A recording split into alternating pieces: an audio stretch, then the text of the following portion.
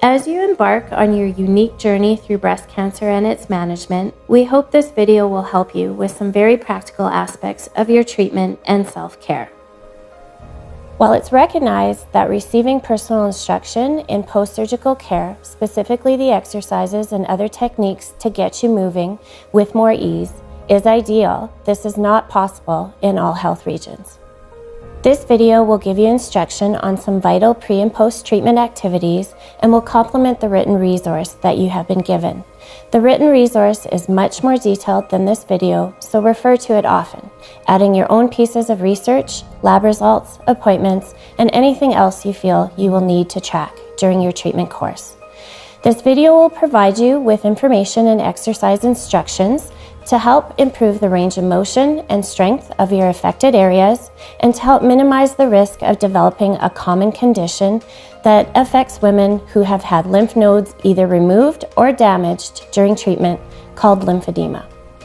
Throughout this video, you will also be hearing from a number of women who were once in your shoes, faced with innumerable choices and decisions to make while being overwhelmed with a variety of emotions including fear, anger, sadness, uncertainty, and hope.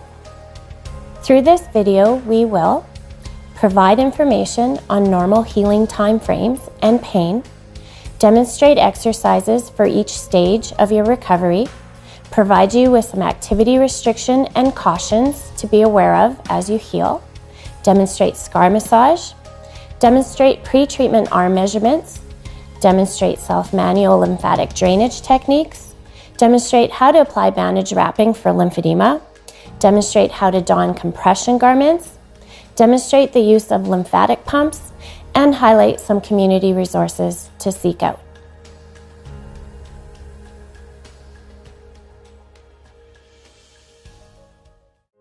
That was a tough day.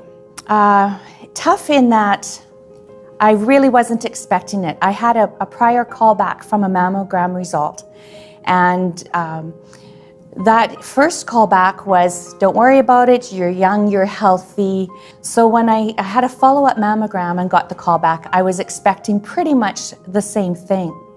So when my doctor said you have breast cancer, it was very surreal.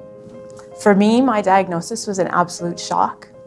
I went in being reassured by everyone along the way that this was just a cyst that I had found, and it was just a cyst. And so I went in for an ultrasound and to have it possibly aspirated, and came out that day having had mammograms and tests and having a pretty good feeling that things weren't going well. The one thing, and maybe this is my education background, I stayed away from message boards, chat rooms, that kind of thing. I went to credible resources. Canadian Cancer Society, Saskatchewan branch of the Cancer Society. I wanted to find out from the Mayo Clinic, the Johns Hopkins, what the research had to say. What are the survivor rates? What can I do to position myself to make good decisions? And I did a lot of research before I met with the surgeon for when we finally decided what to do. One of the best pieces of information I received from a former breast cancer survivor was document. Document your tests, your appointments, your conversations with your healthcare providers, any concerns that might be bothering you, and I wrote lots so that I could prepare myself for meetings. One of the things I did was I went to Walmart and I got myself a nice butterfly binder. In there I organized sort of sections of information for myself. So things that sort of my medical appointments and what was said at medical appointments. We had really good information from the Canadian Cancer Society about potential questions to ask. And also you get asked at appointments all the time to repeat the history.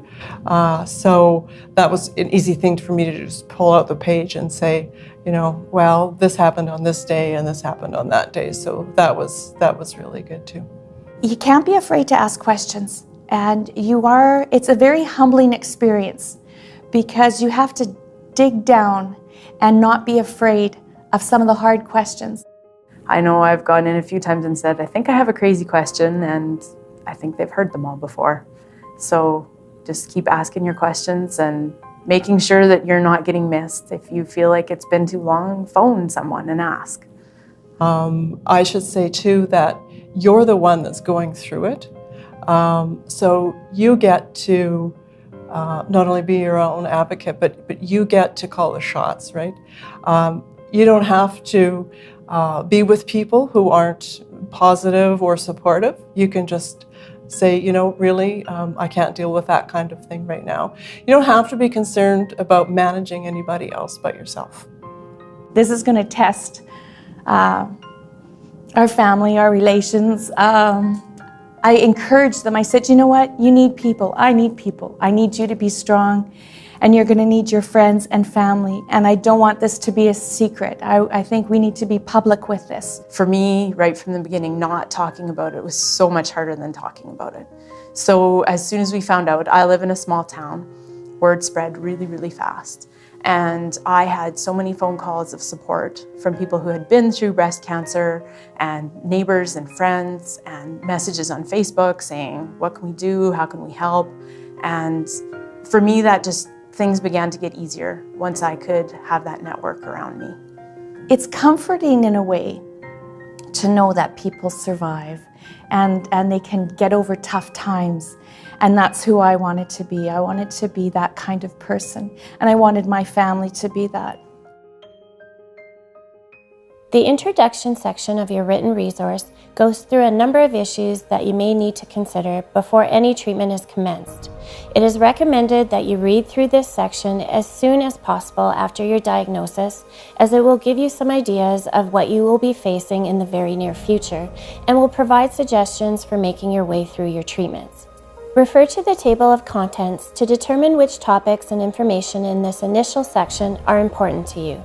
Being your own advocate cannot be stressed enough, so the section on tracking your journey, upholding your rights, and the questions you may want to ask at this initial stage might be very helpful to you. Many times, women are so overwhelmed that they don't even know what questions to ask. These questions, in part, come from women looking back and saying, I wish I would have asked that, or I wish I would have had known this. It is important to remember that information and support are only a phone call away. You can call the Canadian Cancer Society's peer support line if you want to be connected with a volunteer who has been through breast cancer, or the province's health line if you have specific questions. Canadian Cancer Society peer support line number 1-888-939-333, health lines number 811.